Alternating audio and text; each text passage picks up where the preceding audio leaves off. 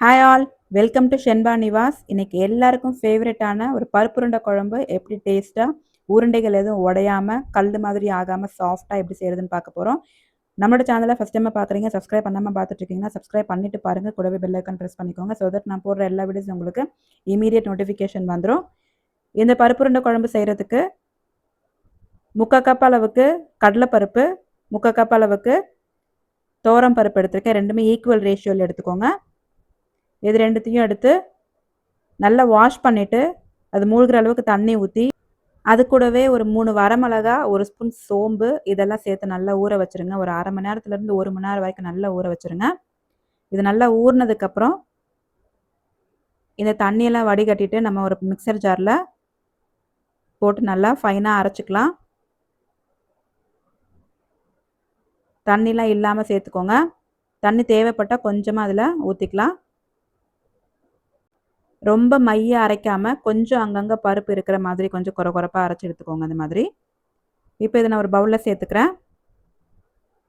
இப்போ நான் பொடியாக நறுக்கின வெங்காயம் சேர்த்துக்கிறேன். இதில் ஒரு வெங்காயம் பொடிசாக நறுக்கி சேர்த்துக்கிறேன். இது கூடவே ஒரு பச்சை மிளகாய் சின்னதாக நறுக்கி சேர்த்துக்கோங்க. இதுக்கப்புறம் இதுக்கு தேவையான சால்ட்டு, அரை ஸ்பூன் மஞ்சள் தூள் இதெல்லாம் சேர்த்து நல்லா மிக்ஸ் பண்ணி விடுங்க. இது நல்லா மிக்ஸ் பண்ணி விட்டு தனித்தனியாக உருண்டை பிடிச்சி வச்சுக்கலாம். இது கூடவே நீங்கள் தேங்காய் போட்டால் நல்லாயிருக்கும். தேங்காவை சில்லு சில்லதாக கட் பண்ணி போட்டுக்கலாம். இப்போ இந்த மாதிரி நல்லா உருண்டை பிடிச்சி வச்சுட்டு நான் இதை ஸ்டீமரில் ஸ்டீம் பண்ணி எடுக்க போகிறேன். நீங்கள் குழம்பு கொதிக்கும் போது அப்படியே போட்டாலும் உடையாமல் தான் வரும். இதை நான் ஸ்டீமரில் ஸ்டீம் பண்ணி எடுத்துக்கிட்டேன். இதுக்கப்புறம் ஒரு கடாயில் ஒரு 2 டேபிள் ஸ்பூன் எண்ணெய் ஊற்றிட்டு கடுகு, உளுத்தம் பருப்பு, வெந்தயம், 4 வரமிளகா, கருவேப்பிலை, பூண்டு சின்ன சின்னதாக கட் பண்ணி ஆட் பண்ணியிருக்கேன், 2 பச்சை மிளகா இதெல்லாம் சேர்த்து நல்லா பொரிய விட்டுட்ருக்கேன். நல்லா பொரிஞ்சதும் நம்ம கட் பண்ணி வச்சுருந்த ஒரு வெங்காயம் சேர்த்துக்கலாம். வெங்காயம் நல்லா வதங்கினதுக்கப்புறம் 2 தக்காளி எடுத்து கட் பண்ணி ஆட் பண்ணிக்கிறேன். அரை ஸ்பூன் மஞ்சள் தூள், 1 ஸ்பூன் மிளகாய் தூள், 1 ஸ்பூன் கல்லுப்பு இதெல்லாம் சேர்த்து நல்லா வதக்கிக்கிற எண்ணெயிலேயே. இதுக்கப்புறம் கொஞ்சம் தண்ணி ஊற்றிட்டு கரைச்சி வச்சுருந்த புளி எடுத்து ஆட் பண்ணிக்கிறேன்.